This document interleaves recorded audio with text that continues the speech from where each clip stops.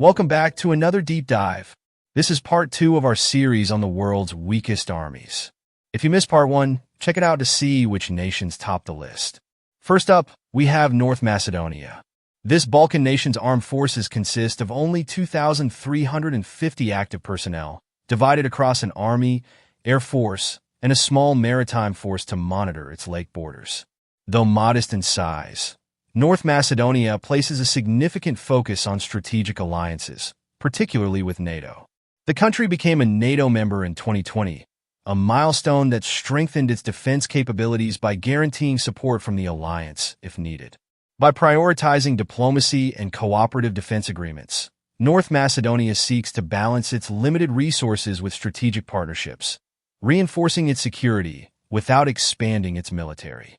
Next, let's look at the Central African Republic, CAR for short, a country that has faced ongoing instability and internal conflict since gaining independence in 1960.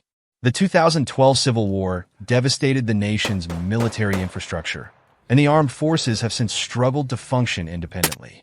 With limited resources and personnel, CAR's military relies heavily on foreign troops and international aid to maintain security. Moving over to Central America, Panama's unique approach to national defense sets it apart from other countries. In 1989, following a U.S.-led intervention, Panama abolished its standing army, choosing instead to maintain a small paramilitary public force that focuses on internal security and border protection. This decision reflects Panama's dedication to peaceful relations and stability within the region, and its defense strategy hinges on avoiding military conflicts altogether. Finally, Montenegro is another small European country with a notably limited military capacity. With just 2,350 active personnel divided among its army, navy, and air force, Montenegro's armed forces are among the smallest in Europe. Its navy operates only a few patrol vessels, primarily for coastal defense, while its air force relies on a handful of transport helicopters, emphasizing its limited military reach. Despite its small size, Montenegro joined NATO in 2017, and this membership significantly enhances its security. By leaning on its NATO alliances, Montenegro compensates for its limited resources with the backing of some of the world's strongest military forces.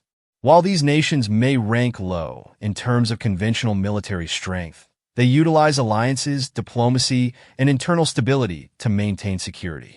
Their strategies emphasize that security can come from cooperation and strategic partnerships rather than sheer numbers. Thanks for joining us for part 2 of our series. Which country's unique approach to security surprised you the most? Tell us in the comments, and don't forget to like, subscribe, and hit that bell to stay updated on all our upcoming deep dives into global military forces and security strategies. Until then, stay curious, keep exploring,